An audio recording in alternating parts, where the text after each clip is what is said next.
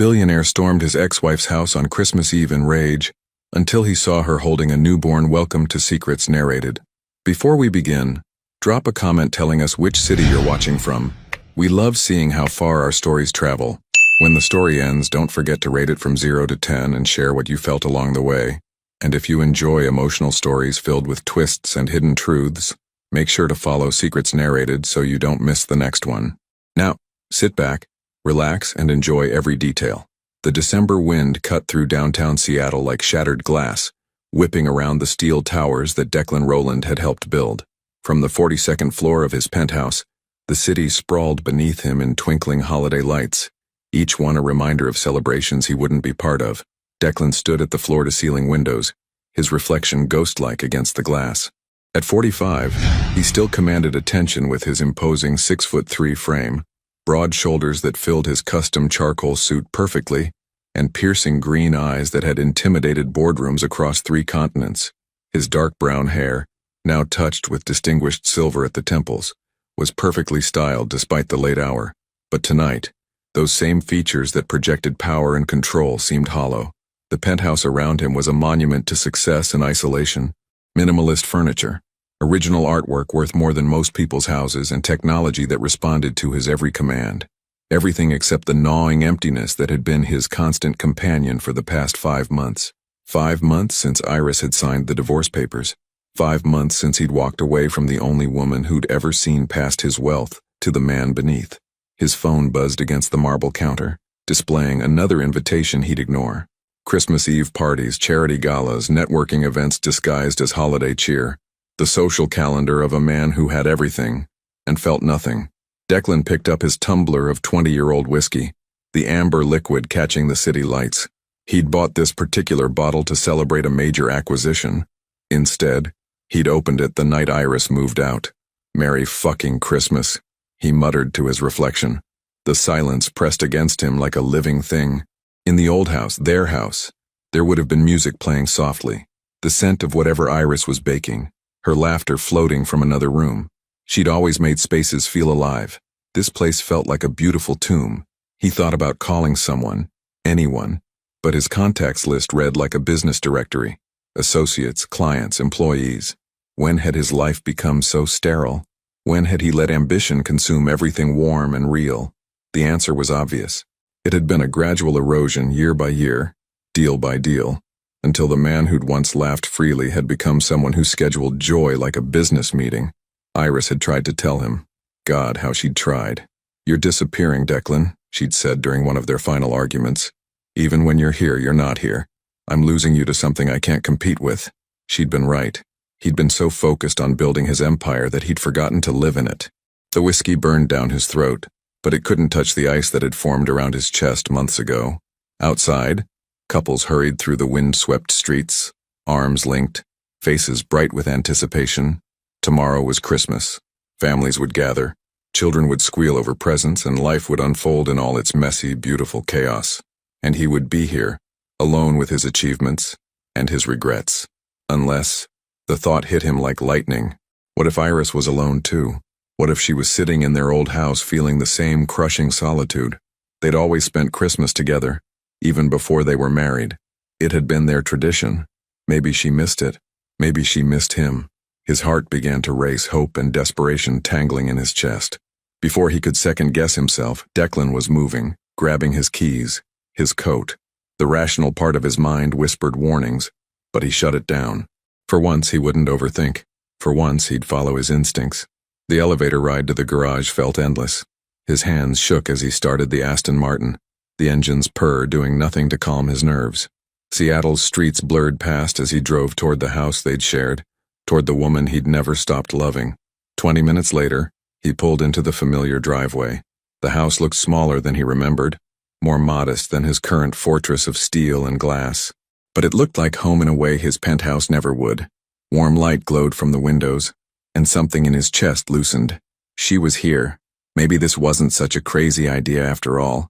Declan walked to the front door, his breath visible in the cold air. His hand hesitated over the doorbell. What would he say?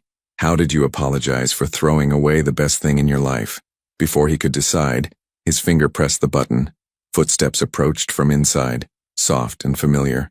The door opened, and there she was, Iris.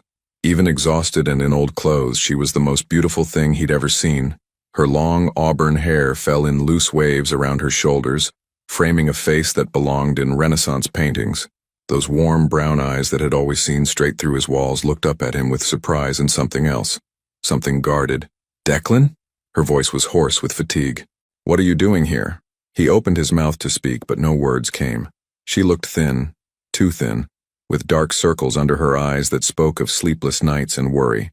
This wasn't the reunion he'd imagined. He started, then stopped. Behind her, he caught a glimpse of the living room he knew so well, but something was different. There were baby things scattered around. Blankets, tiny clothes, a car seat. His blood went cold. "Is someone here?" The question came out sharper than he'd intended. Iris's face went pale and she stepped back slightly. "Declan, you should go." But he was already pushing past her, his heart hammering against his ribs. If she'd moved on, if there was another man, if she'd started a family without him. The living room was exactly as he'd expected, and nothing like he'd feared. There was no other man, no romantic dinner setup, no signs of a new relationship. There was something infinitely more shocking. Iris stood behind him holding a baby. The child couldn't be more than a few days old, tiny and fragile, wrapped in a soft blue blanket. The baby's eyes were closed, small fists curled against its chest, completely oblivious to the bomb it had just dropped on Declan's world. He stared, his mind refusing to process what he was seeing. The timeline crashed through his consciousness like a freight train. 5 months since the divorce. 9 months since. "Declan," Iris said quietly, her voice steady despite the tears beginning to pool in her eyes. "Meet your son." The words hung in the air like smoke from a gunshot. Declan felt his knees buckle, and he gripped the back of the leather armchair he'd picked out 3 years ago, back when they'd furnished this house together, back when they'd talked about filling it with children someday. "My son," he repeated, the words foreign on his tongue. The baby stirred in Iris's arms, making a soft sound that pierced straight through Declan's chest. He'd imagined this moment 100 times during their marriage, holding his child for the first time, seeing Iris as a mother, building the family they'd dreamed about. But never like this. Never in the wreckage of everything they'd destroyed. "His name is James," Iris said softly, adjusting the blanket around the tiny form. "James Noah. Noah, Declan's middle name." Even after everything, even after he'd walked away, she'd still given their son a piece of him. "Why didn't you tell me?" The question came out raw, broken. He couldn't look away from the baby, from James, from his son. Iris moved to the couch, sitting down carefully, protectively. "You made it very clear what you wanted, Declan. Freedom, no complications, no responsibilities tying you down." The accusation hit like a physical blow. "A baby isn't a complication, Iris. His voice cracked. "He's everything."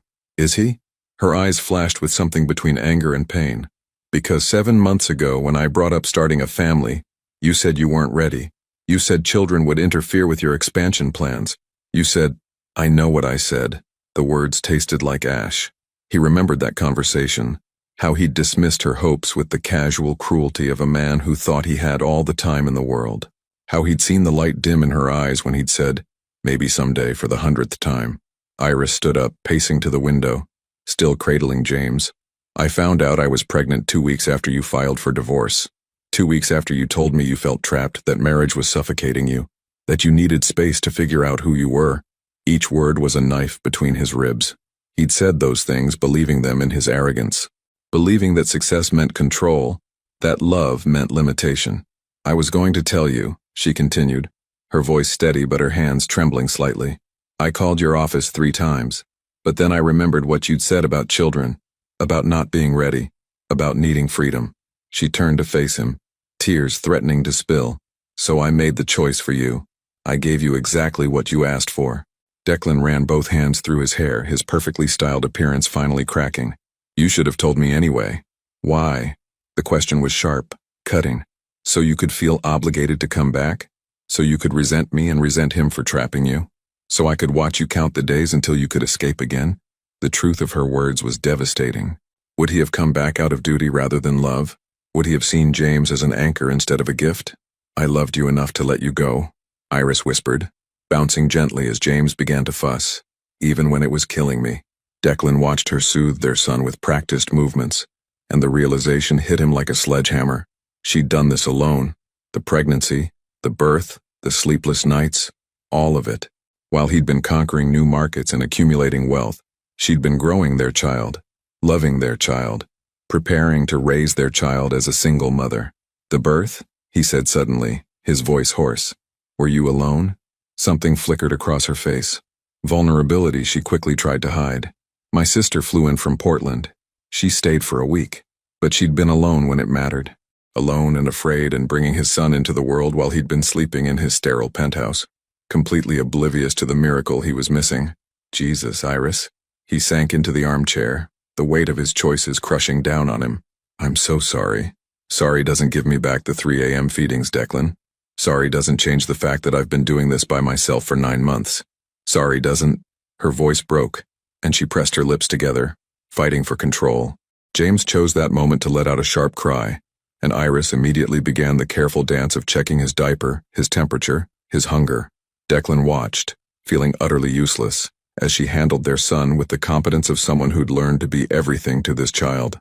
Can I help? He asked quietly. She looked at him with something that might have been amusement if it weren't so painful. Do you know how to change a diaper? He didn't. He'd built a multi-billion-dollar company from nothing, negotiated deals that shaped entire cities, commanded rooms full of powerful men with a gesture, but he couldn't change his own son's diaper. I could learn, he said. Everything isn't a business deal you can master with determination, Declan. But her voice had lost some of its edge. Some things require time, patience, being present even when it's inconvenient. The words stung because they were true. How many times had he promised to be somewhere for her, only to cancel for a meeting that couldn't wait? How many moments had he sacrificed for achievements that felt hollow now? James's crying intensified, and Iris moved toward the kitchen. He's hungry. I need to... Breastfeeding? Declan asked, then immediately felt stupid for asking something so obvious. Yes. She paused at the kitchen doorway. You don't have to stay for this. But he found himself following her anyway, drawn by a magnetism he couldn't explain. This was his family. Broken, complicated, maybe irreparable, but his. The kitchen was smaller than his penthouse kitchen but infinitely warmer.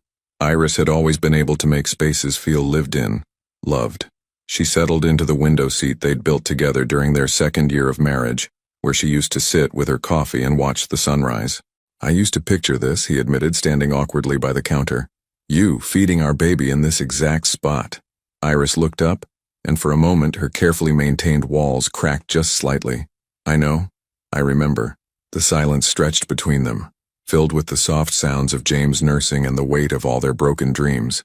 Outside, snow had begun to fall, dusting the yard where they'd once planned to build a swing set. What happens now? Declan asked finally. Iris didn't answer immediately. When she did, her voice was tired, infinitely tired. Now you go back to your life and I continue building mine. Nothing has to change. Everything has already changed, he said fiercely. I have a son, Iris. I have a son, and I've already missed the first week of his life. You've missed more than that. The words were quiet, but they landed like grenades. You missed feeling him move for the first time. You missed the ultrasound where we found out he was a boy. You missed my water breaking at 2 in the morning and the 12 hours of labor that followed. You missed his first breath, his first cry, the moment they placed him on my chest. Each missed moment was a wound, deep and permanent. Declan felt something breaking inside his chest, something that had been cracked for months, finally shattering completely. I can't change that, he said, his voice barely above a whisper. God help me, I can't change any of that. But I'm here now. Iris looked down at James, now sleeping peacefully in her arms. For how long this time? The question hung between them like a blade. Declan stared at Iris, at the doubt written across her face, and felt something fierce and desperate clawing at his chest. Forever, he said, the word coming out with more conviction than he'd felt about anything in years. I'm here forever. Iris's laugh was soft and bitter. You said that about our marriage too. The blow landed exactly where she'd aimed it. Declan flinched, but he didn't retreat. I was different then. I was selfish, ambitious, convinced that your career mattered more than anything else. She shifted James to her shoulder, patting his back gently. What's changed, Declan? What's really changed? Everything. The words screamed through his mind, but he couldn't find a way to make her believe it. How did you prove transformation to someone you'd already failed? Let me stay tonight, he said suddenly. Christmas Eve. Let me stay and help with him. Let me learn. Declan, please. The word came out broken, raw. I know I have no right to ask. I know I've already lost the privilege of being here. But give me one night to show you that I can be different. That I can be what you both need. Iris studied his face for a long moment, and he held his breath. Outside, the snow was falling harder now, painting the world in pristine white. A blank slate, a fresh start. One night, she said finally. But the moment he cries and you head for the door, the moment you check your phone for emails, the moment you make this about your schedule instead of his needs, you leave, and you don't come back. Understood. As if summoned by their conversation, James began to fuss again, his tiny face scrunching in distress.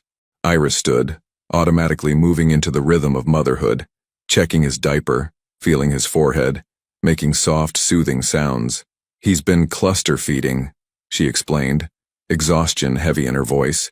He eats every hour and a half, sometimes more.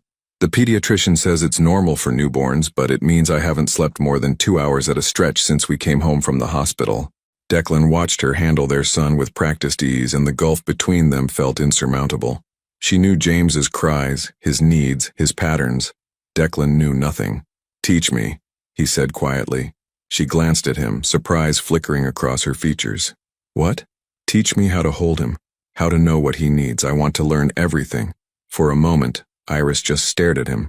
Then carefully she extended James toward him. Support his head. Always support his head.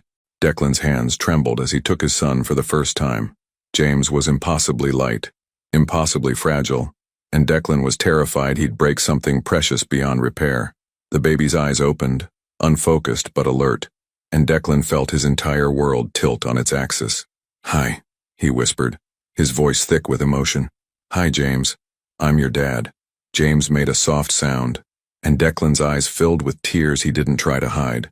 This was his son, his child, a perfect tiny human being who shared his DNA, his future, his name. He looks like you, Iris said softly, settling beside him on the couch.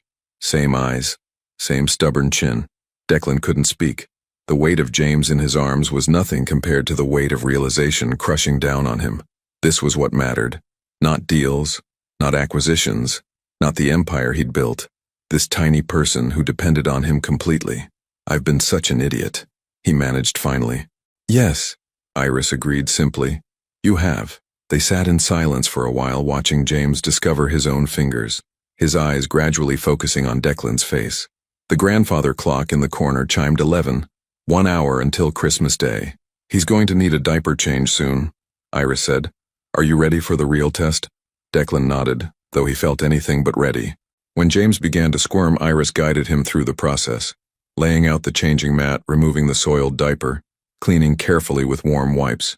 Declan's hands were clumsy, unsure, but he didn't give up. Like this? He asked, fumbling with the tiny diaper tabs. A little tighter. If it's too loose, you'll have a blowout, and trust me, you don't want that at 3 a.m. The domestic intimacy of the moment caught them both off guard. For just an instant, they weren't a divorced couple navigating impossible circumstances. They were parents, working together to care for their child. There, Iris said, as Declan successfully secured the diaper. Not bad for your first try. Pride swelled in his chest. Ridiculous and overwhelming. He'd closed billion-dollar deals without feeling half as accomplished as he did from changing one tiny diaper. What else? He asked eagerly. What else can I learn? Over the next hour, Iris walked him through the basics. How to swaddle James when he was fussy. How to recognize the difference between his hungry cry and his tired cry. How to warm a bottle if she'd pumped milk. How to hold him during tummy time. Declan absorbed every detail like his life depended on it, because in a way, it did. This was his chance, maybe his only chance, to prove that he could be more than the man who'd walked away. As midnight approached, James grew increasingly fussy. Nothing seemed to soothe him. Not feeding, not changing, not swaddling. Iris tried everything, her own exhaustion making her movements sluggish. I don't know what's wrong, she said, tears of frustration starting to gather. He was fine all day and now. Here, Declan said, reaching for James. Let me try. Iris looked uncertain but handed him over. Declan held his son close, feeling the tiny body trembling with distress. Instinctively, he began to walk, bouncing gently, humming under his breath, an old song his own mother had sung to him decades ago. Slowly, miraculously, James began to calm. His cries softened to whimpers, then to quiet breathing. Within minutes, he was asleep against Declan's chest. Iris stared in amazement. "How did you—" "I've been trying for 20 minutes. "I don't know," Declan admitted, afraid to move and wake the baby. Maybe he just needed to know his dad was here. The words hung in the air, heavy with possibility and hope. For the first time since he'd arrived, Iris looked at him without walls, without armor. She looked at him like she used to, like he was capable of being the man she'd fallen in love with. "The song," she said quietly. "What were you humming?" "Something my mother used to sing. I barely remember the words, but the melody." He trailed off, struck by the connection. 3 generations, linked by something as simple as a lullaby. "I want him to know things like that," Iris said, her voice soft with longing. "I want him to know where he comes from. Both sides." "He will," Declan promised, adjusting his hold on the sleeping baby. "I'll make sure he knows everything." They made their way to the nursery, a room that had once been Declan's home office, now transformed with soft blues and yellows, a crib that looked like a cloud, and toys that waited patiently for tiny hands to discover them. "I did this myself," Iris said, following his gaze around the room. "Painted, assembled the furniture, hung the mobile. I kept thinking you might call, might want to help, but I was too proud and too stupid to check on you." The admission tasted like poison. "I told myself you were better off without me, that I was giving you what you wanted. What I wanted was my husband back," Iris said quietly. "The man I married. The one who used to bring me coffee in bed and dance with me in the kitchen and talk about our dreams like they were possible." "I'm still here," Declan said desperately. "That man is still here. I just forgot him for a while." Iris touched the mobile above the crib, setting the tiny airplane spinning slowly. "People don't just change overnight, Declan. Especially not people like you. You've been building walls around yourself for so long. I'm not sure you remember how to live without them." Carefully, with infinite tenderness, Declan placed James in his crib. Their son stretched briefly, then settled into deeper sleep, one tiny fist curled against his cheek. "Then help me remember," Declan said, turning to face her. "Help me tear them down." Christmas morning arrived with the soft gray light of dawn filtering through the nursery curtains. Declan woke from the armchair where he'd insisted on sleeping, close enough to help if James needed anything, far enough to give Iris space. His neck ached from the awkward position, but he'd never slept better. The house was quiet, peaceful in a way his penthouse had never been. He could hear Iris moving around in the kitchen, the gentle sounds of someone trying not to wake a sleeping baby. The scent of coffee drifted upstairs, rich and inviting. James stirred in his crib, making the soft mewling sounds that Declan was already learning, meant he'd be awake soon. Declan stood carefully, his body protesting after a night in the chair, and leaned over the crib. "Good morning, little man," he whispered. "Merry Christmas." James's eyes fluttered open, unfocused but alert. For a moment, father and son simply looked at each other, and Declan felt that same overwhelming surge of love that had nearly brought him to his knees the night before. "Let's go find your mom," Declan murmured, carefully lifting James from the crib. He was getting more confident with the motion, though his heart still raced every time he supported that fragile little head. Downstairs, Iris was standing by the kitchen window, steam rising from her coffee mug as she watched the snow continue to fall. She'd changed into a soft red sweater that brought color to her pale cheeks, and her hair was pulled back in a loose bun. She looked young, beautiful, and heartbreakingly tired. "How long has he been awake?" she asked without turning around. "Just now. I think he's hungry." She nodded, setting down her mug and reaching for James. As their hands brushed during the transfer, Declan felt the familiar spark that had always existed between them, the one he'd been too proud to acknowledge, too busy to nurture. "I made coffee," Iris said, settling into the window seat to feed James. "Your old mug is on the counter." Declan found the mug, navy blue with "World's Okayest Husband" printed in white letters. Iris had given it to him as a joke on their first anniversary, but he'd used it every morning for 3 years. Seeing it now, clean and waiting, felt like a small miracle. "You kept it," he said softly. "I kept a lot of things." Her voice was matter-of-fact, but there was something underneath, a vulnerability she was trying to hide. Muscle memory, I guess. Hard to break old habits. Declan poured his coffee, adding cream the way he always had, and joined her by the window. The yard was blanketed in pristine snow, unmarked except for the delicate tracks of birds searching for food. It looked like a Christmas card, perfect and peaceful. I used to picture this, Iris said quietly, following his gaze. Christmas morning with our baby, you making pancakes while I fed him, opening presents together, building traditions. The pain in her voice was almost unbearable. We still could, Declan said. It doesn't have to be too late. Iris looked down at James, who was nursing contentedly, his tiny hand curled against her breast. Do you remember what you said the last time we talked about having children? Declan's stomach clenched. He remembered, but he wished he didn't. You said children were a luxury you couldn't afford yet, Iris continued. You said you needed to secure the European contracts first, establish the Asian markets, build a foundation strong enough to support a family. You made it sound like a business plan. I was trying to be responsible. You were trying to control everything. Her eyes met his, and the hurt there was fresh as an open wound.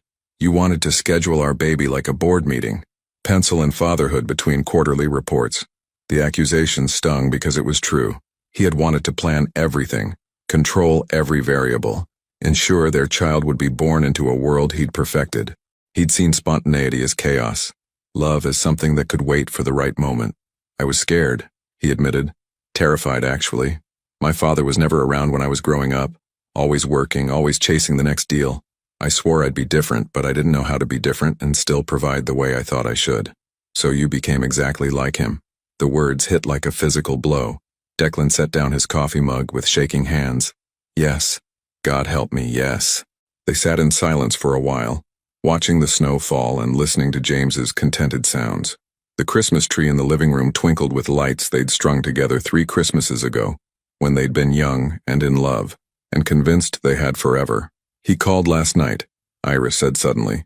Who? Your father, while you were sleeping. He'd heard about the baby somehow, probably from your assistant. Wanted to know if the child was really yours. Declan's blood ran cold. What did you tell him? Nothing. I hung up on him. Her voice was steady, but Declan could see the tension in her shoulders. But he'll keep calling. You know how he is. Declan knew exactly how his father was. Richard Rowland was a man who viewed everything, including family, as assets to be managed or liabilities to be contained. The idea of him anywhere near James made Declan's protective instincts flare to life. He won't get near either of you, Declan said fiercely. I promise you that. How can you promise that? Iris shifted James to her shoulder, patting his back gently. You work for him, Declan. Your entire company is built on his foundation, his connections, his approval. You've never stood up to him about anything that mattered. The truth of it was devastating. For 30 years, Declan had sought his father's approval, built his empire according to his father's vision, lived his life by his father's rules. Even his marriage had been filtered through the lens of what Richard Rowland would think, would approve of, would tolerate. That changes now, Declan said. Does it? Iris's eyes searched his face. Because 3 months ago, you canceled our anniversary dinner to fly to New York for one of his emergency meetings. You said it couldn't wait. It was the Morrison acquisition. It was always something, Declan. There was always one more deal, one more meeting, one more crisis that mattered more than us. Her voice broke slightly. Do you have any idea how many times I sat alone in restaurants waiting for you to show up? How many times I explained to friends why my husband wasn't at dinners or parties or events that mattered to me? Each word was a knife, precisely placed and devastatingly accurate. He remembered those cancellations, the disappointed look in her eyes that he'd learned to ignore, the way she'd stopped planning things altogether because she couldn't count on him to be there. I thought I was building something for us, he said weakly. You were building something for yourself, and maybe for your father's approval, but not for us. Iris stood, cradling James against her chest. I need to change him. She moved toward the stairs, leaving Declan alone with his coffee and his regrets. Through the window, he could see children playing in the snow across the street, their parents watching from the porch, laughing and taking pictures. A normal family enjoying a normal Christmas morning. Everything he'd thrown away in pursuit of an empire that felt meaningless now. His phone buzzed on the counter. A text from his assistant. Urgent call from Tokyo. The Yamamoto deal needs immediate attention. For a split second, Declan felt the familiar pull, the adrenaline rush of being needed. of being the only one who could solve the problem. His fingers hovered over the phone. Then he heard James crying upstairs, and Iris's soft voice trying to soothe him. Without hesitation, Declan turned off his phone and headed for the stairs. Declan found Iris in the nursery, struggling to calm a fussy James while trying to manage a diaper change with one hand. Her movements were jerky with exhaustion, and he could see tears of frustration gathering in her eyes. "Here," he said softly, moving to help without being asked. "Let me hold him while you get everything ready." For a moment, Iris looked like she might refuse. Then James let out another sharp cry, and she gratefully handed him over. Declan immediately began the gentle bouncing motion that had worked the night before, humming softly under his breath. "The lullaby again," Iris observed, securing a fresh diaper with practiced efficiency. "I can't get it out of my head. It's like he responds to it." Declan watched James's face relax, his cries subsiding to soft hiccups. "Maybe it's genetic memory or something. Or maybe," Iris said quietly, "he just knows his father's voice." The words hit Declan squarely in the chest. His son knew his voice. Despite everything, despite the months of absence, the abandoned promises, the spectacular failure of his marriage, James somehow recognized him as family. "Iris," he began, but she was already moving past him, checking the time on her phone. "I need to call the pediatrician's office. He's been eating every hour instead of every 2 to 3 hours. That's not normal." Her voice carried the edge of a new mother's worry, magnified by handling everything alone. "What can I do?" Declan asked, still holding James, who had settled into peaceful alertness. "Nothing. You can't do anything. This is what I mean, Declan. Parenting isn't a problem you can solve with money or connections or business strategies. Sometimes babies just have off days and you have to ride it out." Before Declan could respond, the doorbell rang. They both froze. "Were you expecting anyone?" Iris asked. "No. Maybe it's carolers." But something cold and familiar was already settling in Declan's stomach. The doorbell rang again, longer this time, more insistent, the sound of someone who expected to be obeyed. "I'll get it," Declan said, handing James back to Iris. "Declan, wait," but he was already heading downstairs, dread building with each step. Through the front door's frosted glass, he could make out the silhouette of a tall man in an expensive coat, a man who commanded attention wherever he went. Declan opened the door, and Richard Rowland swept into the house like a winter storm.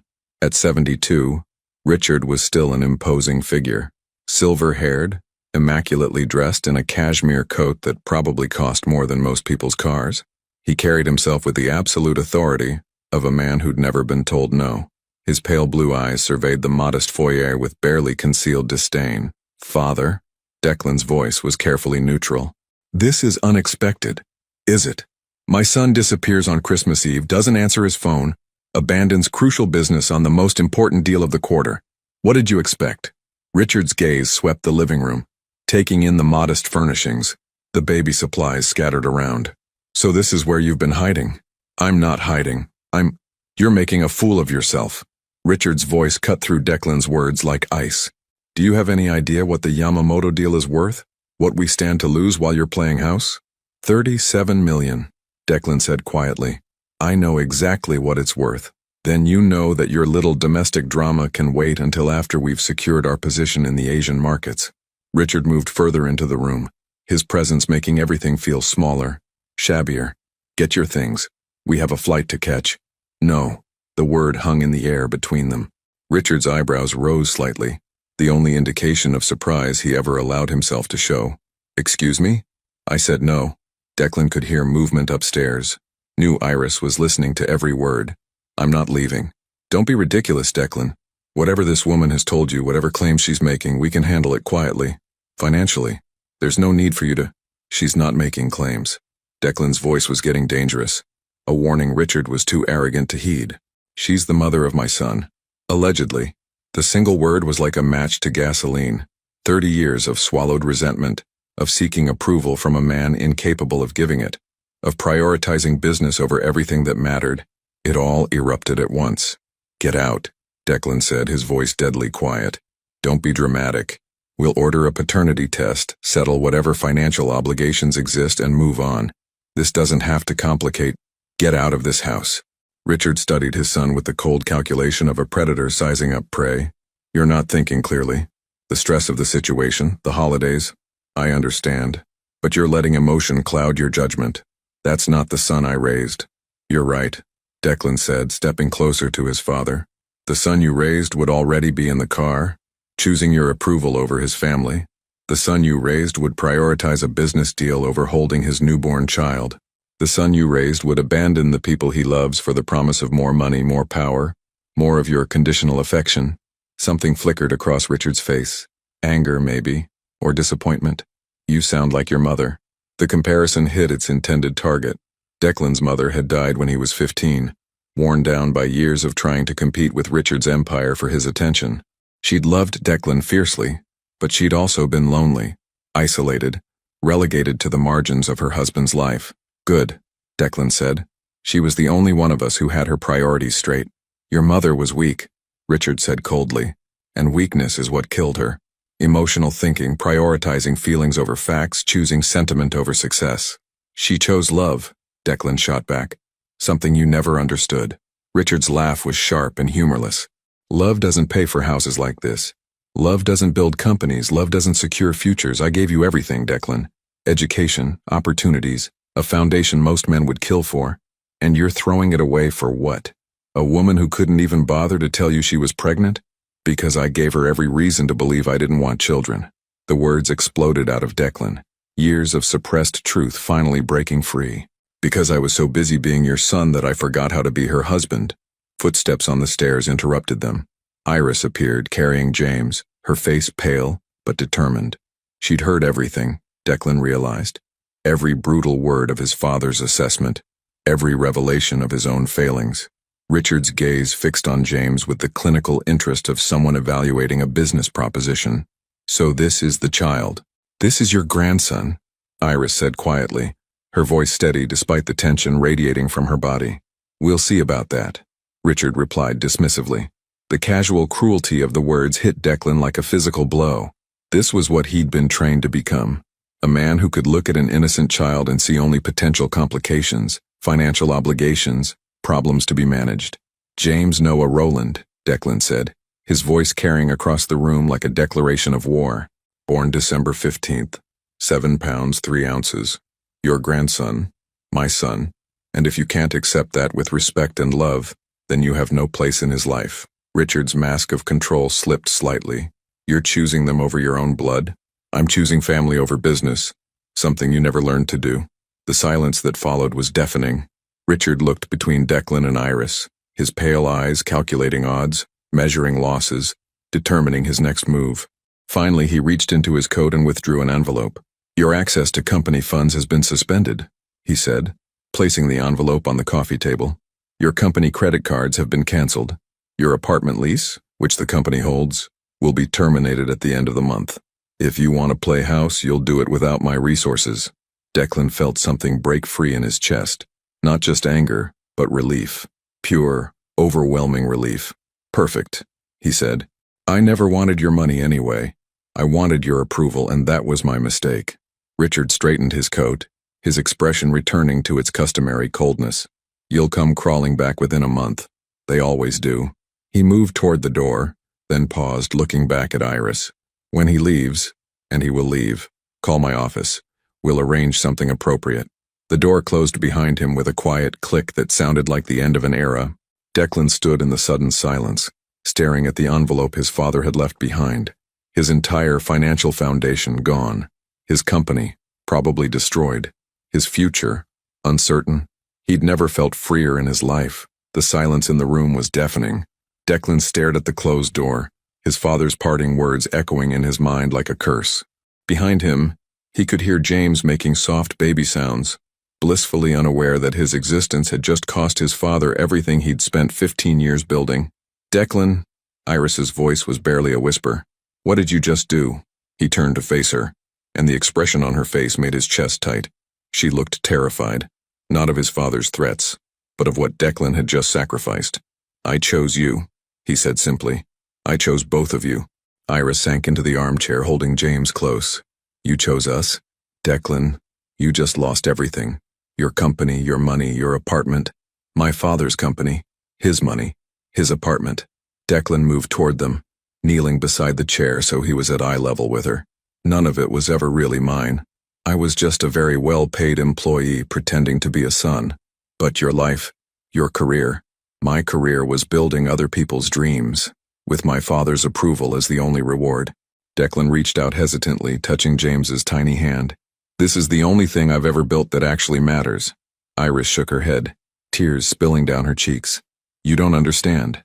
I've been doing this alone because I had to, not because I wanted to trap you into poverty.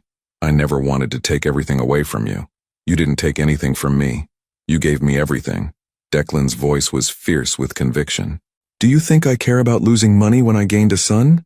Do you think any deal, any acquisition, any business success could compare to watching James fall asleep in my arms? But how will we live? How will we provide for him? The practical concerns were pouring out now. The fears of a single mother who'd been calculating every expense, stretching every dollar. Diapers and formula and doctor visits and clothes he'll outgrow in weeks. We'll figure it out. Declan stood pacing to the window where the snow continued to fall. I have skills, experience. I can build something new, something that's actually mine this time. You're talking about starting over from nothing. I'm talking about starting over with everything that matters. He turned back to her, and she saw something in his eyes she'd never seen before. Not ambition or hunger for success, but peace. Iris, for the first time in my adult life, I feel free. Actually free. James began to fuss, and Iris automatically shifted him to her shoulder, patting his back in the rhythm that had become second nature. Free and unemployed are two different things, Declan. Are they? Because yesterday I had everything I thought I wanted, and I was miserable. Today I have nothing except you and James, and I've never been happier. Iris studied his face, searching for the cracks that would reveal this was just another temporary moment of sentiment, another promise that would crumble under pressure. Your father was right about one thing. This won't be easy. Love doesn't pay bills. No, but love makes everything else worth paying for. Declan moved back to the chair, sitting on the arm so he could see both of them. I've spent so many years chasing money that I forgot what it was supposed to buy. Security, comfort, a future for the people I care about. But what good is any of that if you're too busy earning it to actually be with those people? Pretty words, Iris said, but there was less skepticism in her voice now. But what happens in 6 months when the novelty wears off? When James is teething and crying all night when I'm exhausted and cranky? When the bills pile up and we're eating ramen for the 3rd night in a row? Then we'll eat ramen together. Declan's answer came without hesitation. And I'll walk the floor with him while you sleep. And we'll figure out the bills because that's what parents do. They figure it out. James chose that moment to let out a particularly loud burp, causing both adults to laugh despite the tension. The sound broke something open between them, a small crack in the wall of hurt and doubt that had been building for months. He has good timing, Iris murmured, adjusting James in her arms. He's already smarter than his father, Declan agreed. Knows exactly when to lighten the mood. They fell into comfortable silence, watching James discover his own hands with the fascination of someone encountering magic. Outside, the Christmas morning snow was creating a world that looked clean and new, full of possibilities. I kept expecting you to check your phone, Iris said eventually. When your father mentioned the Tokyo deal, when he talked about millions of dollars at stake, I was waiting for you to excuse yourself to make just one quick call. Did you want me to? Part of me did, she admitted. It would have been easier, in a way, familiar. I'd know exactly where I stood. And now? Iris was quiet for a long moment, studying his face as if memorizing it. Now I'm terrified that I'm starting to hope again. The confession hit Declan like a physical blow. Hope. Such a simple word, but he knew how much it had cost her to allow it back into her heart after everything he'd put her through. I'm terrified too, he said softly, but not of hoping. I'm terrified of screwing this up again. You will screw up, Iris said matter-of-factly. Parenting is 90% screwing up and 10% blind luck. The question is whether you'll stick around to figure it out or disappear when it gets hard. I'm not disappearing. Declan reached out, covering her hand with his. Ever. I don't care if I have to work construction or flip burgers or start a company from our kitchen table. I'm not leaving you to do this alone. Your father will try to destroy you, Iris warned. Men like Richard Rowland don't accept defiance quietly. Let him try. There was steel in Declan's voice, a determination forged in the fire of finally choosing the right side of a fight. I've got something he doesn't understand, something to fight for that actually matters.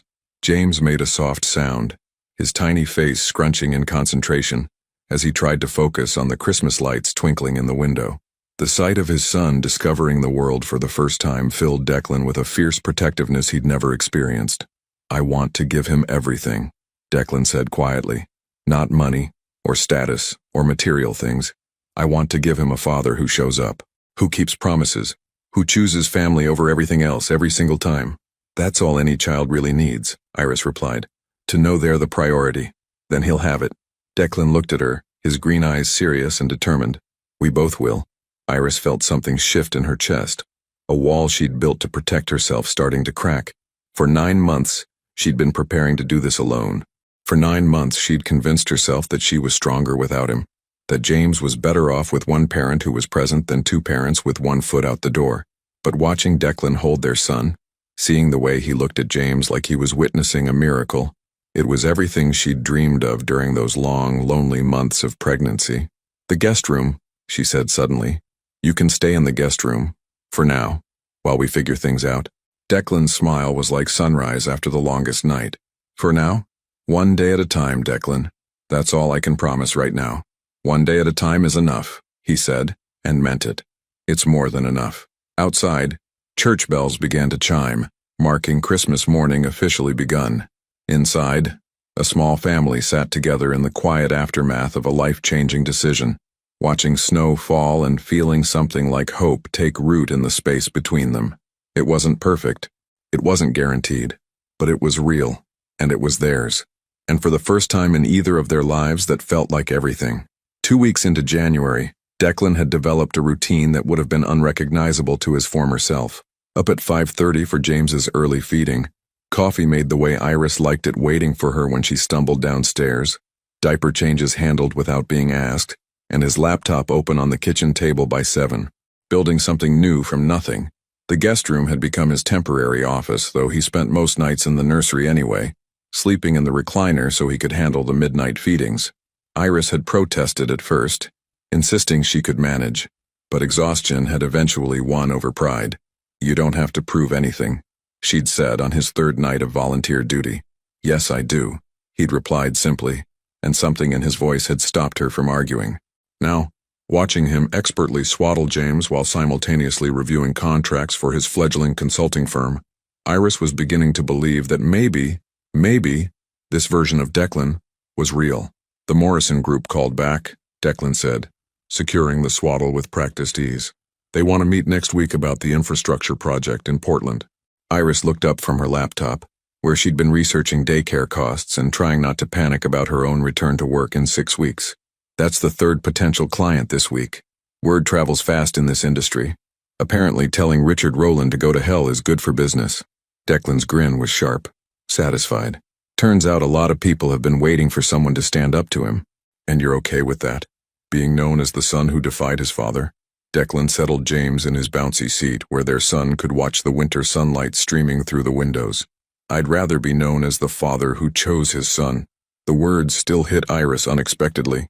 Even after 2 weeks of watching him live up to them, she'd spent so many months building walls around her heart that learning to hope again felt like learning to walk after a long illness. Tentative, uncertain, but stronger each day. Her phone rang, interrupting the peaceful morning routine they'd developed. She glanced at the screen and felt her stomach drop. "Who is it?" Declan asked, reading her expression. "My lawyer." Iris answered the call with trembling fingers. "Hello, David." Declan could only hear her side of the conversation, but her face told him everything he needed to know.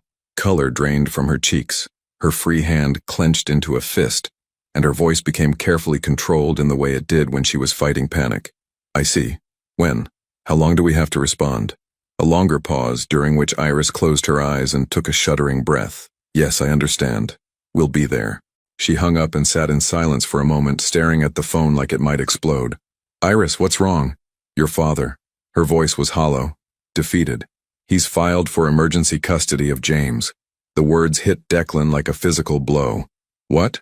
"He's claiming that I'm an unfit mother who hid a pregnancy from the father, and that you're in an unstable mental state due to your recent break from reality." Iris's laugh was bitter, broken. "Apparently abandoning a lucrative career for fatherhood is evidence of psychological instability." Declan felt rage building in his chest, white hot and consuming. He can't do this. He has no legal standing. He has money, Declan. Unlimited money and the best lawyers it can buy. And we have, she gestured around the modest kitchen, at the baby supplies crowding the counters, at their careful budget spreadsheets. We have good intentions and a 2-week-old relationship. We have the truth. The truth is that we're divorced parents trying to reconcile while living on your startup income and my maternity leave. Iris stood, pacing to the window with jerky, anxious movements. The truth is that I kept the pregnancy secret, that you abandoned your established career, that we're essentially strangers trying to co-parent a newborn. We're not strangers. Aren't we? She whirled to face him, tears threatening.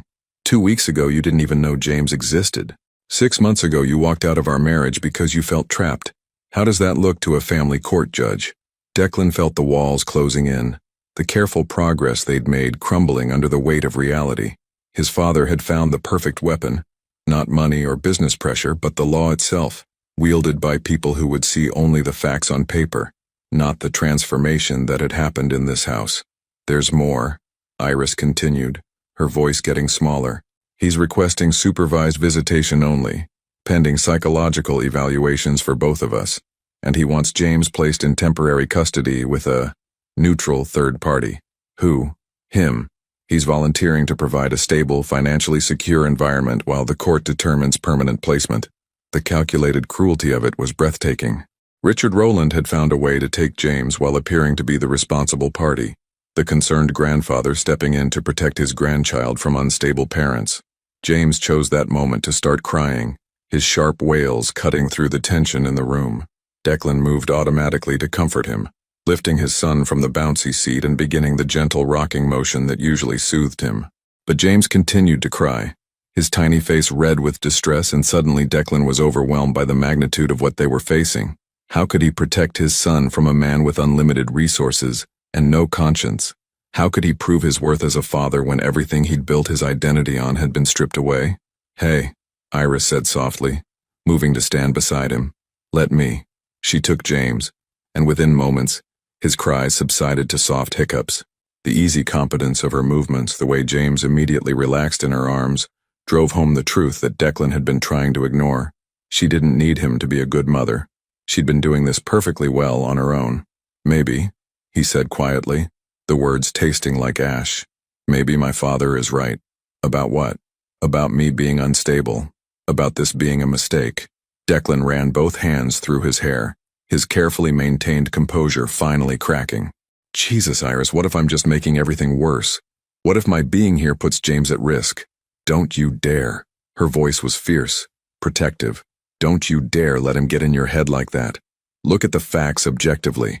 I abandoned my career on a whim, threw away financial security, cut ties with my only family. You chose love over money. You chose your son over your father's approval. You chose to be present instead of absent.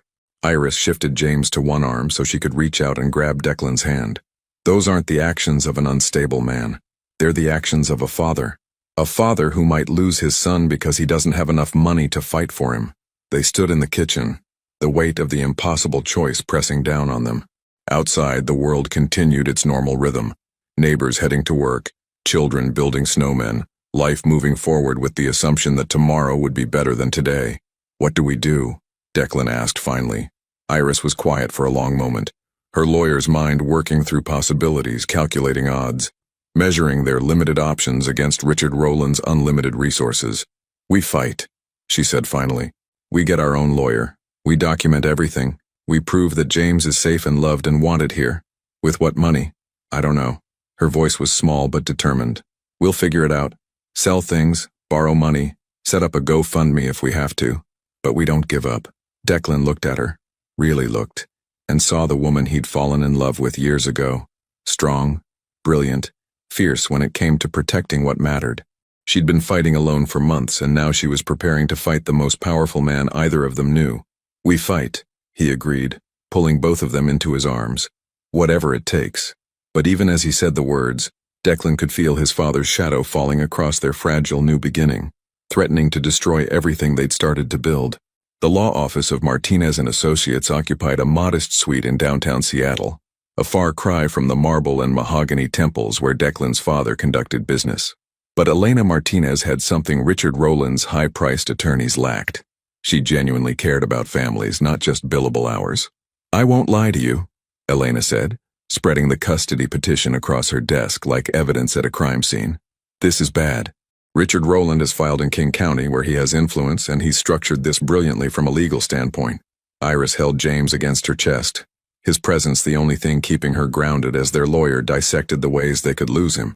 Beside her, Declan sat rigid with controlled fury, his hands clenched so tight his knuckles were white. "What do we do?" Iris asked, surprised her voice came out steady. "We prove that James's best interests are served by staying with his parents, not his grandfather. We document the stable home environment you've created, Declan's transformation as a father, and most importantly," Elena paused, her dark eyes serious, "we prove that Richard Rowland's motivations aren't about James's welfare." "How do we do that?" Declan asked. "We find people willing to testify about who Richard Rowland really is. Former employees, business associates, anyone who's seen behind the public facade." Elena leaned forward. "I've been researching him since you called. The man has enemies, Declan. Powerful ones who might be willing to help. My father doesn't leave loose ends," Declan said grimly. "Anyone who could hurt him has already been neutralized or bought off. Maybe not everyone." Elena pulled out a thick file. 3 years ago, Rowland Industries acquired a family-owned construction company in Portland. The acquisition was aggressive. Hostile takeover, family forced out. Patriarch had a heart attack during the legal proceedings. Iris felt something cold settle in her stomach. He died, survived, but barely. The family lost everything. Their company, their legacy, their patriarch's health. Elena's voice was carefully neutral. The daughter, Sarah Chen, is now a successful attorney specializing in corporate accountability. She's been building cases against companies like Rowland Industries for years. Declan frowned. "Why would she help us?" "Because she understands what it means to have Richard Rowland destroy your family. And because," Elena smiled slightly, "she's James's court-appointed guardian ad litem." The room went silent except for James's soft breathing and the distant hum of downtown traffic. "The judge appointed a guardian for James?" Iris's voice was barely a whisper. "Standard procedure in contested custody cases involving minor children. Someone independent to investigate and advocate for the child's best interests." Elena's smile widened. "Sarah Chen requested the assignment specifically." Declan felt hope flicker to life in his chest for the first time since David's call. "She's going to help us? She's going to investigate objectively. But given her history with your father," Elena left the implication hanging. Before anyone could respond, Elena's assistant knocked on the door. "Ms. Chen is here for the 3 o'clock. Perfect timing." Elena stood as the door opened. Sarah Chen entered like she owned the room. Compact, elegant, with sharp intelligence in her dark eyes and silver threading through her black hair. She wore a navy suit that spoke of success earned, not inherited, and when she looked at Declan, her expression was unreadable. "Mr. Rowland." Her voice was professionally neutral, but Iris caught the slight tightening around her eyes. "Ms. Caldwell, and this must be James." "Ms. Chen." Declan stood, uncertain how to handle someone who had every reason to hate his family name. "I understand you have history with my father." "History is one word for it." Sarah's smile was sharp as broken glass. Devastation might be more accurate. The honesty was startling. Iris had expected professional politeness, careful neutrality. Instead, Sarah Chen seemed determined to lay all cards on the table. "I want to be clear about something," Sarah continued, moving to look out the window at the city skyline. "I requested this case because I have extensive experience with Richard Rowland's methods. I know how he operates, how he manipulates systems, how he uses law as a weapon." "And that helps James how?" Declan asked. Sarah turned back to them and Iris saw something fierce and protective in her expression. "Because James deserves better than becoming another casualty in your father's war games." She pulled out a tablet and stylus, settling into the chair across from them with practiced efficiency. "I need to understand the timeline. Everything, from the separation, to the reconciliation, to this custody filing." For the next hour, they laid bare their story. The breakdown of their marriage, Iris's hidden pregnancy, Declan's Christmas Eve confrontation, the revelation about James, the weeks of tentative rebuilding. Sarah listened without judgment, taking notes, occasionally asking for clarification. "The Christmas Eve incident," she said finally. "You went to Iris's house believing she'd moved on with someone else?" Declan nodded, shame heating his face. "I was angry, jealous. I thought she was celebrating without me, and instead you found her alone with a newborn." Sarah made a note. "How did that feel? Like I'd been hit by a truck. Like everything I thought I knew about myself was wrong. And now, 2 weeks later?" Declan looked at James, sleeping peacefully in Iris's arms, and felt the familiar surge of fierce protectiveness. "Now I can't imagine wanting anything else." Sarah studied him for a long moment. "Your father believes this is a temporary obsession, that you'll return to your old life once the novelty wears off." "My father is wrong. Prove it." The challenge hung in the air between them. Sarah Chen wasn't going to take anything at face value. Not Declan's transformation, not Iris's forgiveness, not their fragile new beginning. "How?" Iris asked. Sarah stood gathering her materials with brisk efficiency. "I'm going to spend the next 2 weeks investigating everyone involved in this case. I'll interview neighbors, employers, medical professionals, anyone who can speak to James's current living situation and his parents' capabilities." She paused at the door, looking back at them with something that might have been sympathy. "But I'll also be investigating Richard Rowland, his motives, his methods, his fitness as a potential guardian." Her smile was cold and satisfied. "And unlike most people who cross him, I have nothing left for him to take away." After Sarah left, the 3 adults sat in stunned silence. Outside, Seattle's afternoon bustle continued, oblivious to the legal battle brewing in the modest office above. "She's going to help us," Iris said finally, though she sounded like she was trying to convince herself. "Maybe." Elena gathered the scattered papers. "Or maybe she'll decide James really would be better off with his grandfather's resources." "She won't," Declan said with quiet certainty. "She knows what my father does to families.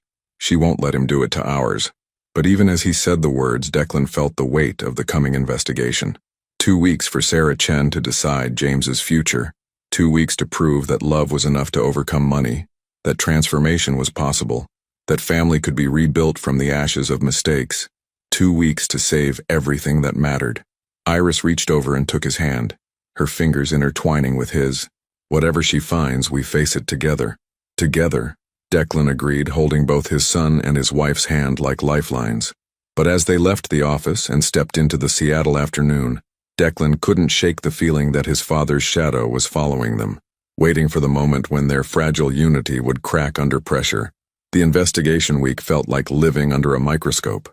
Sarah Chen moved through their lives with clinical precision, interviewing neighbors, observing their daily routines, documenting every interaction between Declan, Iris, and James. She arrived unannounced at 7 in the morning to witness feeding time, stayed through dinner to observe bedtime routines, and somehow managed to be both invisible and omnipresent. "She's like a ghost," Iris whispered on Thursday morning, watching Sarah take notes from the corner of the living room as Declan changed James's diaper. "I keep forgetting she's there. Then I turn around, and there she is, writing everything down." "Good," Declan said, lifting James into his arms with practiced ease. "Let her see everything. The midnight feedings, the laundry disasters, the way you sing to him when he's fussy. Let her see what a real family looks like." But even as he said the words, Declan felt the weight of performance. Were they being genuine, or were they unconsciously playing roles for an audience that held James's future in her hands? The line between authenticity and desperation had blurred beyond recognition. Sarah approached them, tablet in hand. "I need to ask about your business, Declan. The consulting firm you've started."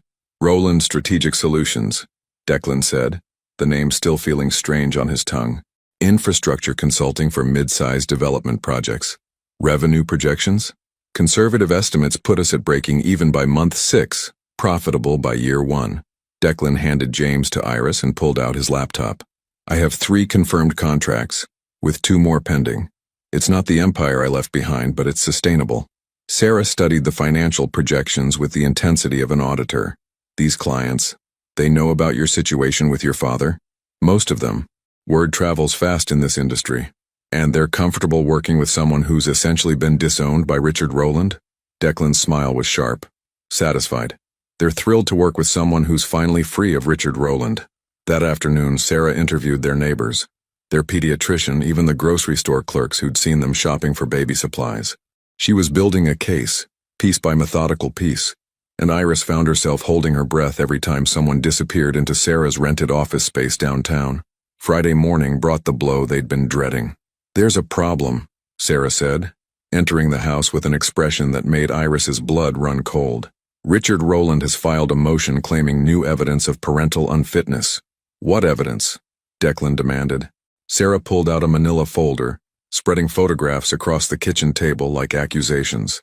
They showed Declan leaving the house at various times over the past week. Early morning, late evening, always carrying his laptop bag. He's claiming you're still prioritizing work over family, that you've been conducting business meetings during what should be family time, that your behavior hasn't fundamentally changed. Iris felt the world tilt beneath her feet. But those photos, he was going to client meetings. That's how you build a business. I know, but Richard's lawyers are spinning it as evidence that Declan reverts to workaholic patterns the moment there's pressure.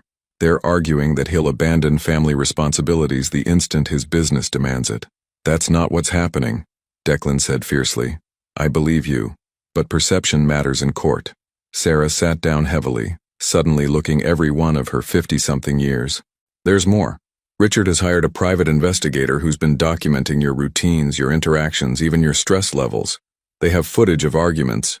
What arguments? Iris interrupted. Sarah pulled out another photo. It showed Iris and Declan on the front porch 3 days ago, both gesturing animatedly. To an outside observer, it looked like a heated disagreement.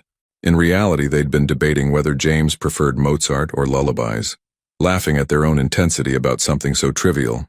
Context doesn't matter in still photographs, Sarah said grimly. Richard's team is building a narrative of instability, of parents who can't agree on basic childcare decisions. The calculated cruelty of it was breathtaking. Richard Rowland had turned their attempt to build a life together into evidence against them, twisted their learning process into proof of incompetence. What else? Declan asked, his voice deadly quiet. Financial pressure. They're highlighting the contrast between James's current living situation and what Richard could provide. Private health care, elite education, financial security that you simply can't match. Money isn't everything, Iris said desperately. No, but it's something. And Richard's lawyers are very good at making it sound like everything. Sarah's phone buzzed and she glanced at it with growing alarm. We have a bigger problem. Emergency hearing. Monday morning. Richard's pushing for immediate temporary custody pending full investigation. The room went silent except for James's soft breathing from his bouncer. He was sleeping peacefully, oblivious to the legal storm brewing around him, unaware that Monday might be the last day he lived with his parents. He's not going to wait for the investigation to conclude, Declan realized. He's going to force a decision before we can build our case. Exactly. He knows time favors you. The longer James stays with you two, the more obvious it becomes that he's thriving here. So he's accelerating the timeline. Iris felt panic rising in her throat, threatening to choke her. What do we do? Sarah was quiet for a long moment, staring at the photographs that had been weaponized against them. When she looked up, her expression was resolved. Dangerous. We fight dirty, she said simply. What do you mean? I mean we stop playing defense and start playing offense. I've been investigating Richard Rowland this week too, and I've found some very interesting information about his fitness as a potential guardian. She pulled out another folder, this one significantly thicker. Did you know that Richard has a history of using family members as leverage in business deals? That he's threatened to cut off grandchildren from their trust funds to force compliance from his adult children? Declan felt something cold settle in his stomach. I didn't know he'd done it to others, but it doesn't surprise me. There's more.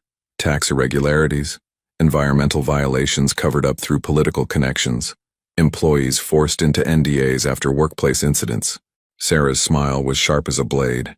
Richard Rowland has spent decades building an empire on other people's silence, but some of those people are finally ready to talk. Will it be enough? Iris asked. It'll have to be, because Monday morning, we're going to present evidence that Richard Rowland isn't just an unfit guardian. He's a danger to any child in his custody. Sarah gathered the photographs, her movements sharp with determination. We're going to prove that his interest in James isn't about love or family. It's about control. That evening, after Sarah left to prepare for Monday's hearing, Iris and Declan sat in the nursery watching James sleep. The house felt different now, not like a haven they were building together, but like a fortress under siege. What if we lose? Iris whispered. We won't, Declan said, but his voice lacked conviction. But what if we do? What if Monday morning I have to watch them take him away? Declan pulled her closer, feeling the weight of everything they'd built threatening to collapse. Then we keep fighting. We appeal, we gather more evidence. We never stop fighting until he comes home. And if that takes years? The question hung between them like a blade.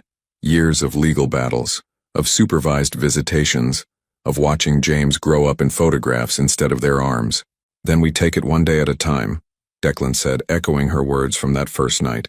Just like you taught me. Outside, Seattle's winter night pressed against the windows, dark and uncertain.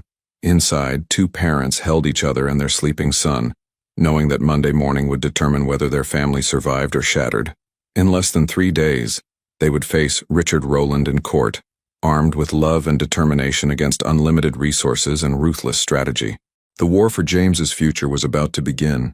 The King County Courthouse felt like a cathedral of judgment, its marble columns and soaring ceilings designed to remind mortals of their place before the law.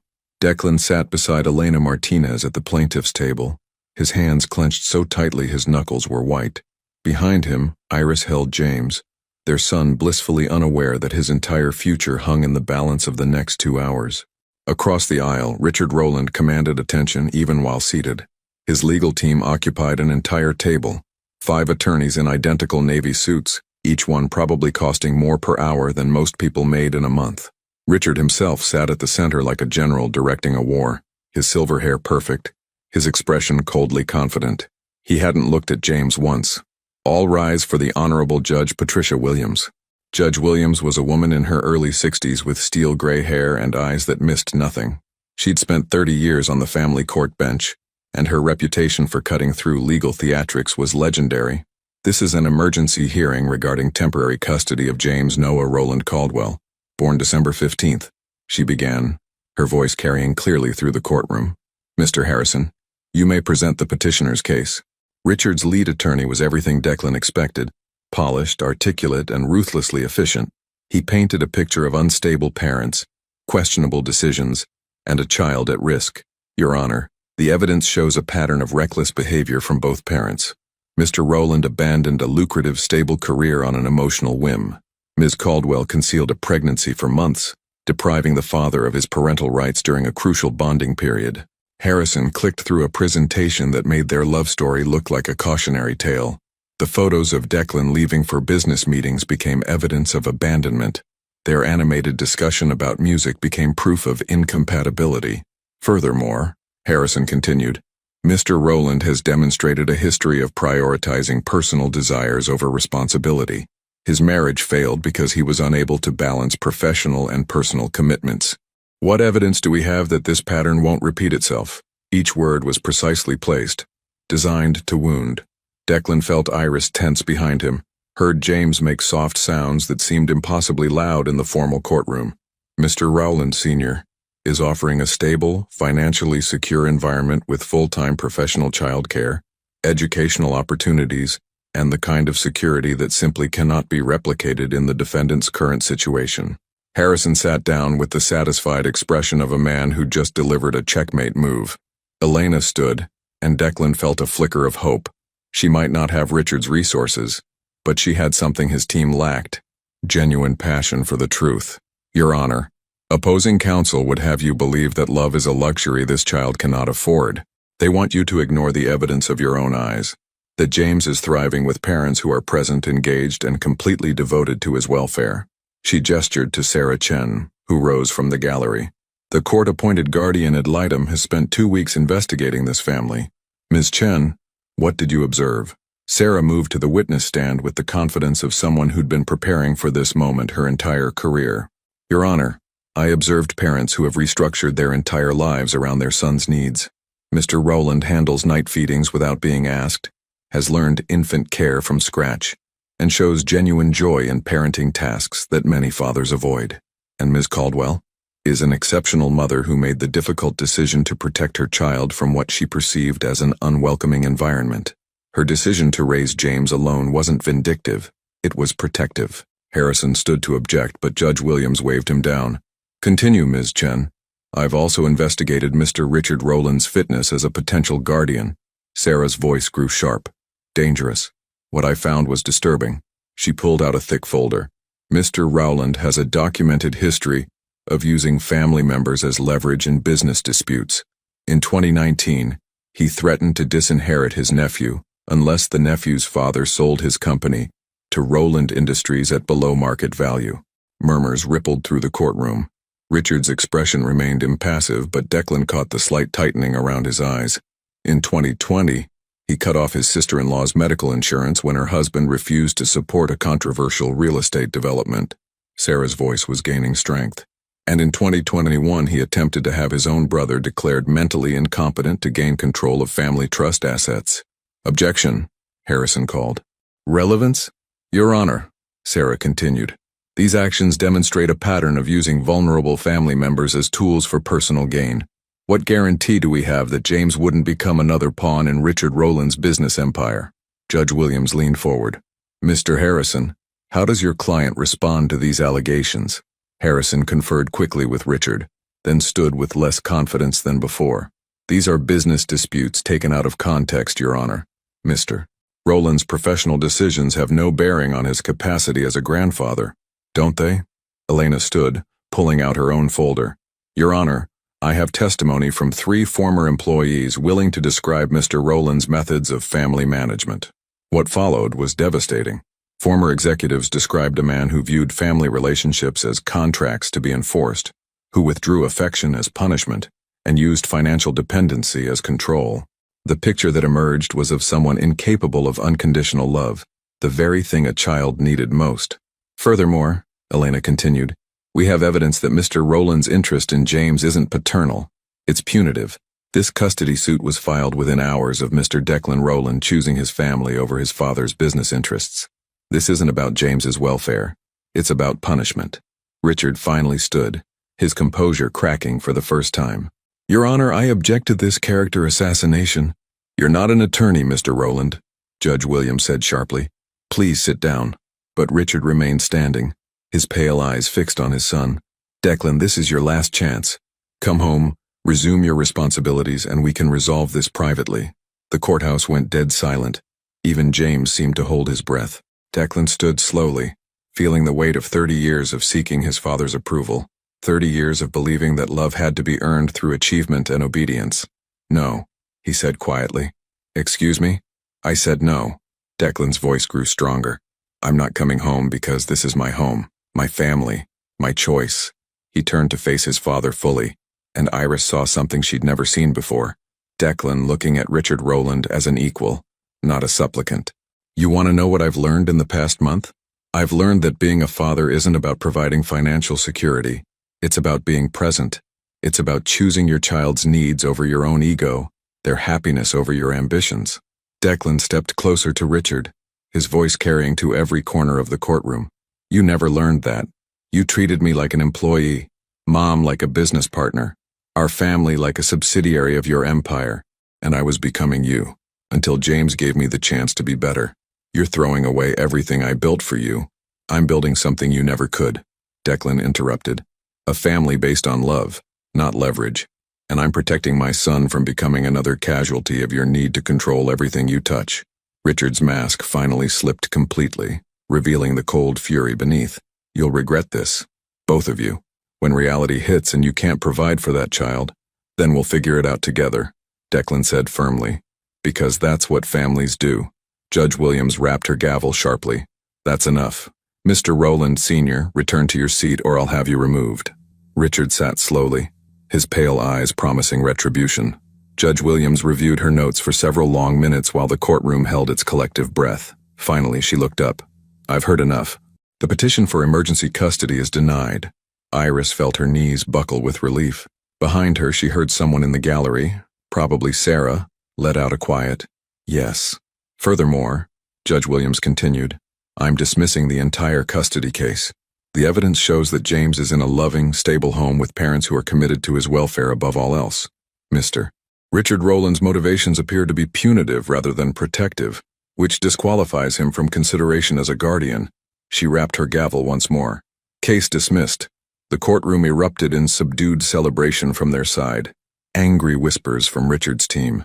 Declan felt Iris's arms around him, felt James pressed between them, and realized he was crying. They'd won. Their family had survived. As they gathered their things to leave, Richard approached one final time. His legal team had already dispersed, his confidence shattered. This isn't over, he said quietly, his voice carrying the promise of future warfare. Yes, it is, Declan replied, holding his wife and son. For the first time in my life, it really is. Richard Rowland walked away alone, his empire intact but his family lost forever. Outside the courthouse, Seattle's February sunshine felt like benediction. They had won more than a legal case. They had won the right to build their future on their own terms, with love as their foundation instead of fear as their motivation. James chose that moment to smile, his first real, unmistakable smile, and both his parents knew they'd made the right choice. 18 months later, the house on Maple Street had transformed from a place of refuge into a true home. Children's toys scattered across the hardwood floors, finger paintings decorated the refrigerator, and the sound of laughter filled rooms that had once echoed with uncertainty. Through the kitchen window, Seattle's summer sunshine illuminated a backyard where a wooden swing set stood beneath the old oak tree, exactly where Iris had always imagined it would be. Declan pushed James on the baby swing, their 18-month-old son squealing with delight at each gentle arc. At this age, James was pure joy in motion, chubby legs kicking, dark hair catching the light, green eyes sparkling with his father's intelligence and his mother's warmth. He babbled constantly now, a mix of real words and excited nonsense that his parents translated as easily as any language. "Higher, Daddy," James demanded, though it came out as "higher, Dada." "Higher it is, buddy," Declan laughed, giving the swing another gentle push. From the back porch, Iris watched her husband and son with a contentment she'd never thought possible. Declan had kept every promise he'd made that Christmas Eve. He'd learned to braid hair, useful for when James went through his phase of wanting ponytails, mastered the art of negotiating with a toddler, and somehow managed to build a thriving business while never missing bedtime stories. Rowland Strategic Solutions now employed 12 people and had offices in 3 cities. But Declan's definition of success had fundamentally changed. He measured wealth in James's first words, profitable quarters in family vacations, and return on investment in his son's laughter. "Mama, Mama, look!" James spotted Iris and began an elaborate wave that nearly sent him tumbling from the swing. "I see you, baby," Iris called back, her heart full. At 31, she'd grown into motherhood like she was born for it. The exhausted, overwhelmed woman of 18 months ago had been replaced by someone confident, radiant, and deeply happy. She was also 6 months pregnant. They'd announced it to James the week before by giving him a Big Brother t-shirt. He'd worn it everywhere since, including to bed, telling anyone who'd listen about baby sister, with the pride of someone sharing classified information. "Daddy, baby sister swing too?" James asked, pointing at Iris's rounded belly. "Not yet, buddy. She needs to grow a little more first." "How much more?" "About this much," Declan said, holding his hands apart to indicate a few inches. James considered this seriously, then nodded with the gravity of a child accepting an important responsibility. "I help. You'll be the best big brother ever," Declan assured him, lifting James from the swing for a hug that turned into an impromptu wrestling match on the grass. Iris joined them, settling carefully onto the blanket they'd spread beneath the oak tree. This had become their Sunday afternoon tradition, family time in the backyard, no phones, no work, just the 3 of them being together. "Sarah called this morning," Iris said, watching Declan show James how to make grass whistles. She wanted to check in. Sarah Chen had become an unexpected friend over the past 18 months. Her investigation had sealed their victory in court, but her support had continued long after the legal case ended. She'd been James's honorary aunt, a trusted advisor, and living proof that some battles were worth fighting. "How's the new case going?" Declan asked. "She's taking on another corporate giant. Apparently our win gave her some credibility with families who've been waiting years to speak truth to power. Good for her." Declan's smile was fierce, proud. Sarah's crusade against corporate bullies had become legendary, and each victory felt like justice for her own family's suffering. "She also said something interesting," Iris continued. "Richard's company lost 3 major contracts this quarter. Apparently word about his management style has been spreading." Declan felt a familiar twist in his chest at mention of his father. Richard had made good on his promise to make their lives difficult, using his influence to block potential clients, spread rumors about Declan's instability, and generally wage war through business channels. But something unexpected had happened. Instead of destroying Declan's reputation, Richard's attacks had backfired spectacularly. Business leaders who'd suffered under his tactics for years rallied around his son. Competitors who'd been looking for an excuse to challenge Roland Industries found their opening. Richard Roland's empire wasn't crumbling, but it was certainly less secure than it had been 2 years ago. "Do you ever regret it?" Iris asked quietly. "Walking away from all that power?" Declan looked at James, who was now trying to teach a butterfly to land on his finger with the serious concentration of a scientist. "Not for a second. Even when the contractors were late on the Patterson project and we were eating cereal for dinner because I forgot to grocery shop. Especially then." Declan leaned over to kiss her temple. "Those were real problems, Iris. Human problems. Not the manufactured crises that used to keep me awake at night." James succeeded in getting the butterfly to land on his outstretched finger and immediately froze, eyes wide with wonder. "Mama, Daddy, look, pretty." "It's beautiful, sweetheart," Iris whispered, afraid to speak too loudly and scare the delicate creature away. They sat in perfect silence, watching their son experience magic. The butterfly stayed for perhaps 30 seconds before floating away, but James's face glowed like he'd just witnessed a miracle. "I wish Grandma could see him," Iris said softly. Declan's mother would have adored James. She would have spoiled him with attention, read him stories for hours, and filled his life with the unconditional love she'd tried to give her own son before Richard's ambitions consumed their family. "She can," Declan said simply. "I feel her sometimes when he laughs, like she's here, making sure he knows what real love looks like." The sun was beginning to set, painting the sky in shades of orange and pink that would make for another perfect family photo. But they didn't reach for their phones. Some moments were too precious to capture. They could only be lived. "Daddy, story time?"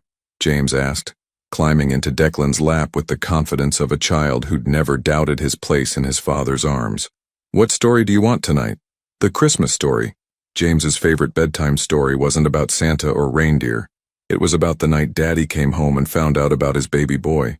Declan had crafted a child-appropriate version that emphasized love conquering all obstacles, family choosing each other, and how sometimes the best gifts come, wrapped in surprises. "Once upon a time," Declan began, his voice taking on the cadence of familiar ritual, "there was a daddy who thought he had everything, but he was very, very wrong." As the story unfolded, Iris felt tears of gratitude threaten to spill. This was the life she'd dreamed of during those lonely months of pregnancy. This was the family she'd hoped for but been afraid to believe in. James fell asleep in his father's arms before the story ended, his small body completely relaxed with the security of absolute love. Declan continued the tale anyway, his voice soft in the gathering twilight because some stories deserve to be finished even when the audience was sleeping. "And they lived happily, not ever after, but ever during," he concluded. "Because real love doesn't wait for perfect endings. It chooses happiness every single day." Later, after James was tucked into his crib and the house had settled into peaceful quiet, Declan and Iris sat on their front porch swing, watching stars emerge in the darkening sky. "No regrets?" Iris asked, echoing her earlier question. "Only one," Declan admitted. Iris felt her heart skip. "What?" "I regret that it took me so long to understand what really mattered. I regret all the time we lost, all the moments I missed because I was chasing things that turned out to be shadows." He took her hand, intertwining their fingers in a gesture that had become as natural as breathing. "But maybe we needed that time," Iris said thoughtfully. "Maybe you needed to walk away to understand what you were walking away from. Maybe I needed to be strong on my own before I could be strong with you." "Maybe," Declan agreed. "Or maybe we're just really good at making the best of my spectacular mistakes." Iris laughed, the sound carrying across their quiet neighborhood where other families were settling into evening routines, where other love stories were being written one ordinary moment at a time. "I love our life," she said simply. "Even the chaos, the sleepless nights, the constant negotiations with a tiny dictator who refuses to eat anything but goldfish crackers. Especially the chaos." Iris leaned against his shoulder, feeling their daughter kick gently against her ribs. "It's real, Declan. Messy and imperfect and absolutely real." Above them, the first stars appeared, bright points of light in the vast darkness. Somewhere in the city, Richard Roland was probably working late in his empty penthouse, surrounded by the monuments to success that had cost him everything that actually mattered.